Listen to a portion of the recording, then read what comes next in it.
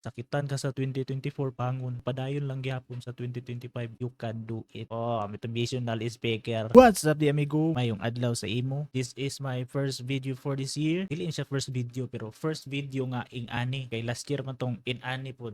This is my first video nga in-ani for this year and I'm happy to be back. I'm so excited nga mag-share. Belated Happy New Year and hope you all had an amazing season. I hope nalingaw ra pud mo sa inyong Christmas vacation. Kumusta man inyong Christmas vacation? Kay sure ko nalingaw gyud mo kay atong pamilya man atong kauban. Ana man ang Paskong Pilipinas. Diba? Uban ang pamilya mag-celebrate sa Christmas, New Year, apoy uban nga mag-reunion, magkita ninyo inyong mga relatives, aday mga nang itambok lagi ka. Napoy uban no kanang i-compare bitaw ka. May patong anak ni Kuan kay trabaho na, naka-abroad na, nasa gawas nagtrabaho. Wala lang pud tay mag-inana no. Please.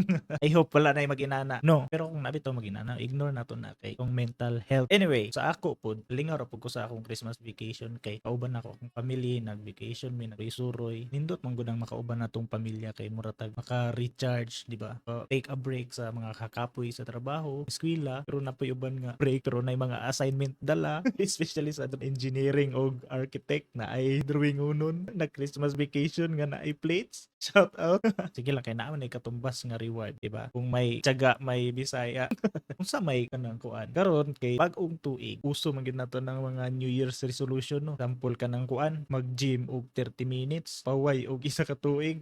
Bitaw ka na. Unsa may inyong mga New Year's resolution? Para ganahan pud ko makabasa. Basin na apoy uban nga. Pagbasa sa inyong New Year's resolution, makaingon sila nga, nindot po niyo. Waton pud ka na ko ni. O di ba? Na ay ma-inspire sa inyong New Year's resolution. Wa ka kabalo basin siya padayang mo padayon, ikaw dili.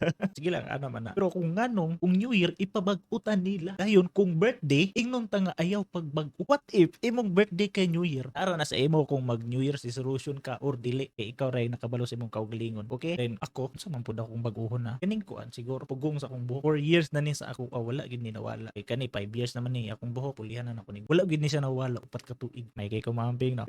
Ako na ning pulihan og bago kani siguro. Okay ra gyud nang wala may New Year's resolution. Unsa man inyong excited buhaton this year. Pero kung kana bitang kuan, example na amoy goal adtong 2024 nga wala nabuhat, wala nimo na hit imong goal adtong 2024. Okay ra na nimo ipadayon karon 2025. Sakitan ka sa 2024 bangon, padayon lang gyapon sa 2025. You can do it. Oh, motivational speaker. Shout out isa kong ate no nga kani ang gihatag nga pinaskuhan. Meow meow meow meow.